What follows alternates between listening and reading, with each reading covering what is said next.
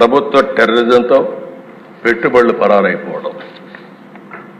నాకు అమర్ రాజా ఇండస్ట్రీస్ ఒకప్పుడు దిశ ఏదైతే అమర్ రాజా పెట్టారో వాళ్ళంతా ఒకటి ఆలోచించారు. చిత్తూరు జిల్లా మేము మా జిల్లాలో ఇండస్ట్రీ పెట్టాలని ఇండస్ట్రీ అతను పెడితే అతన్ని ఎన్ని విధాల ఇబ్బందులు పెట్టాలని ఇబ్బందులు పెట్టి ఇప్పుడు పెట్టుబడులు వేరే రాష్ట్రానికి పోయే పరిస్థితి వచ్చింది. అంటే సొంత రాష్ట్రంలో పుట్టిన పారిశ్రామికవేత్త కూడా పెట్టుబడి పెట్టలేని పరిస్థితి, పెట్టినా కాపాడుకోలేని పరిస్థితి వచ్చిందంటే అది ఆనాటి దుస్థితి. 24% నిరుద్యోగం, దేశంలోనే అతిపెద్ద నిరుద్యోగం ఉన్న రాష్ట్రం మన రాష్ట్రం అయ్యే పరిస్థితికి వచ్చింది.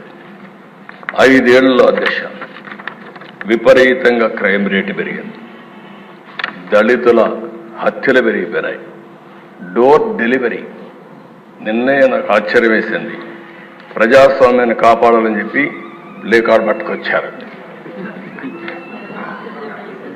ఏం చెప్పాలో అర్థం కాలేదు. ఆ డోర్ డెలివరీ చేసిన వ్యక్తి కూడా ప్లే కార్డు.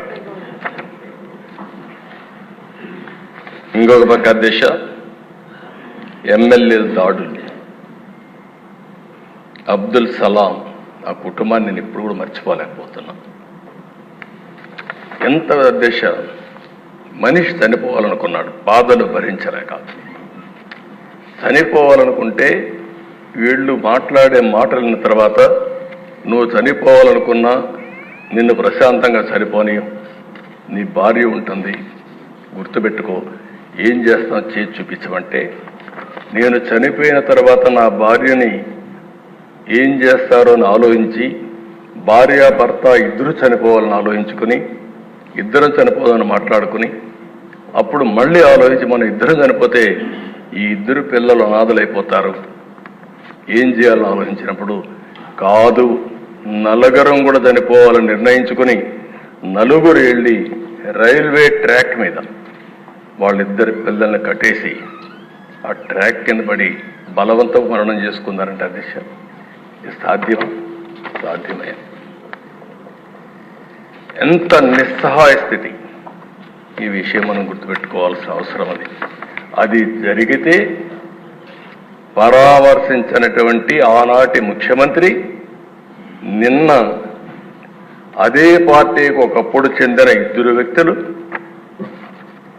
ఈరోజు ఒక అతను వ్యక్తిగత కారణాల వల్ల చంపితే దాన్ని రాజకీయం చేస్తూ ఢిల్లీకి పోయి ఈరోజు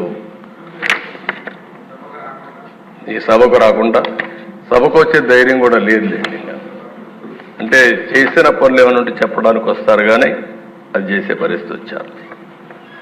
అధ్యక్ష డ్రైవర్ సుబ్రహ్మణ్యం, డాక్టర్ సుధాకర్ ఇప్పటికి కూడా జ్ఞాపకం. అధ్యక్ష సుధాకర్ ఏమడిగాడు? ఒక మాస్క్. మీ హాస్పిటల్ అధ్యక్ష నర్సీపట్నంలో పనిచేశాడు, one of the best doctor. ఒకటే అడిగాడు, నేను ఎంతైనా పనిచేస్తా కానీ కరోనా భయంకరమైన వ్యాధి, ఒకవేళ వస్తే మాకు కూడా ప్రమాదం ఉంటుంది, మాస్క్ ఇవ్వండి, అప్పుడప్పుడు మార్చండి అని ఒక మాస్క్ అడిగిన నేరానికి అహంకారమైన ఈ ప్రభుత్వం వేటాడి పిచ్చివాణి చేసి నడి రోడ్లో చంపేసే పరిస్థితికి వచ్చారు. అది చూస్తే చాలా బాధేస్తున్న దిశ. ఒక ఓం ప్రతాప్ వీళ్ళు పెంచిన లిక్కర్ రేట్ని గురించి విమర్శించాడని నెపంతో వాణ్ణి